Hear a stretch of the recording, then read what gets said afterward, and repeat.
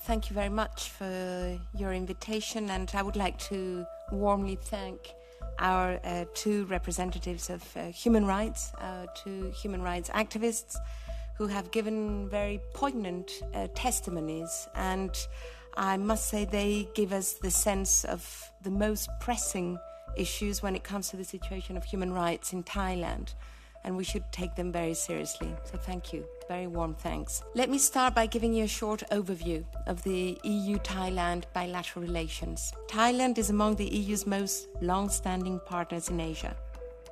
In 2022, we signed the Partnership and Cooperation Agreement, the PCA, and in 2023, the Free Trade Agreement negotiations resumed. The PCA with Thailand marks an important step towards strengthening bilateral relations, and the PCA is based on shared universal values such as democracy and human rights.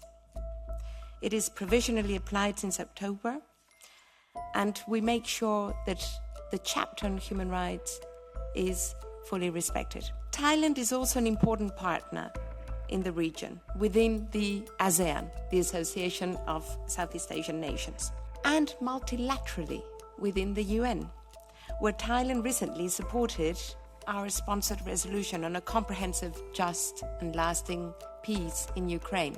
Regarding the political situation, in 2023, Thailand successfully held parliamentary elections, which resulted in a peaceful transfer of power to a new civilian government for the first time after the 2014 coup. But, and despite this, as Akarashai has mentioned, in August 24, Thailand witnessed a setback in democratic transition. The Constitutional Court of Thailand decided to dissolve the main opposition party, the Move Forward Party, and to ban, as you already said also, to ban its executives and politics and political office for 10 years. From our side in the EU, we believe it is important that the political space in Thailand remains open, and that restored political pluralism and fundamental freedoms are protected. Regarding human rights, the EU has been closely following the situation and continues constructive dialogue with the various interlocutors in the government, but also with civil society, human rights defenders and the business sector. I cannot stop to insist that the respect for human rights and democratic principles constitute the basis of our cooperation within the PCA, and we're going to make sure that this is the case. And it's not just talking, it's not talk, it's walking the talk. We keep engaging with the Thai authorities by underlining the importance of respecting international obligations and commitments, and we provide the support in terms of exchange of experiences and good practices. When it comes to the human rights situation, yes, there has been some progress, but perhaps it's not enough. There are indeed some challenges, and it has been evocated. There are the charges of lèse-majesté, sedition, and computer crime charges that are used to limit free speech. The Royal Defamation Legal Framework that has also been alluded to is very strictly applied. And we do hope that Thailand will refrain from imposing disproportionate sentences in the lèse-majesté cases, especially on children and on young people. Last week, this Parliament, the European Parliament, was a forum of discussion about another worrying development that has also been alluded to, and that is the deportation of the 40 Uyghur refugees to China. We regret rather deeply this decision by the Thai government, which is taken in violation of the principle of non-refoulement, as well as Thailand's obligations under national and international law. It is very detrimental to Thailand's international image. We have expressed our serious concerns directly to the Ministry of Foreign Affairs in Bangkok, and we also continue to engage with the authorities about the situation of the deportees in China.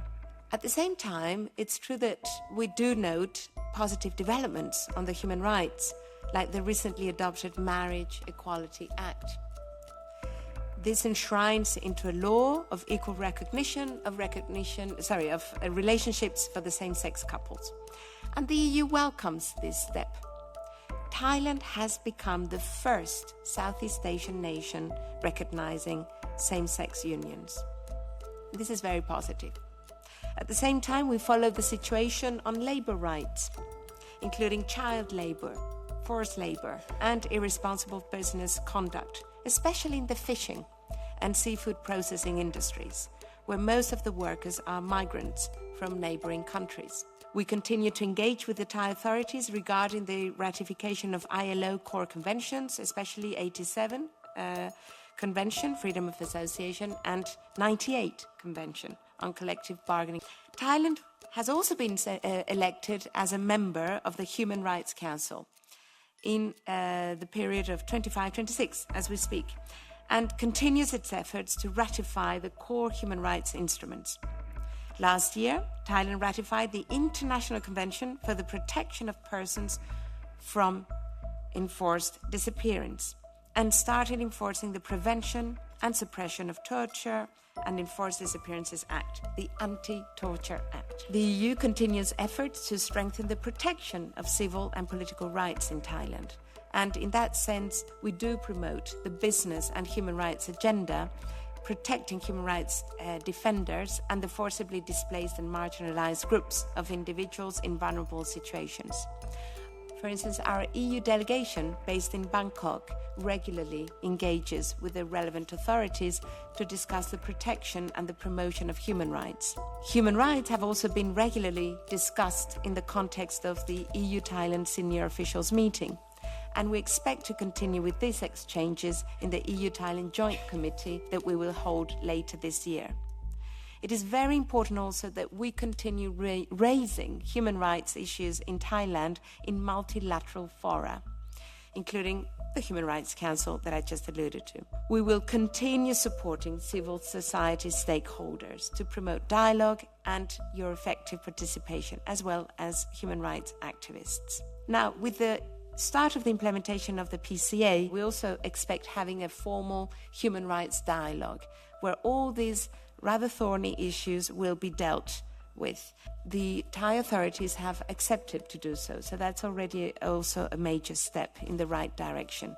But a lot remains to be done, and you can count on us, both human rights activists and, of course, the Thai authorities, to actually reach a compromise solution, I would say, in having a higher level of respect of human rights. And you were asking, Mr. Chair, about the FTA. Well, I'm not from Digitrade, I'm from the EAS, but I can say that the FTA, they also consider human rights while they're negotiating right now. They're on their, is it the 5th round of negotiations, and they have reached an agreement on 2 chapters out of 20. So there's still a little way to go, but human rights are definitely part of the negotiations. Thank you for your attention.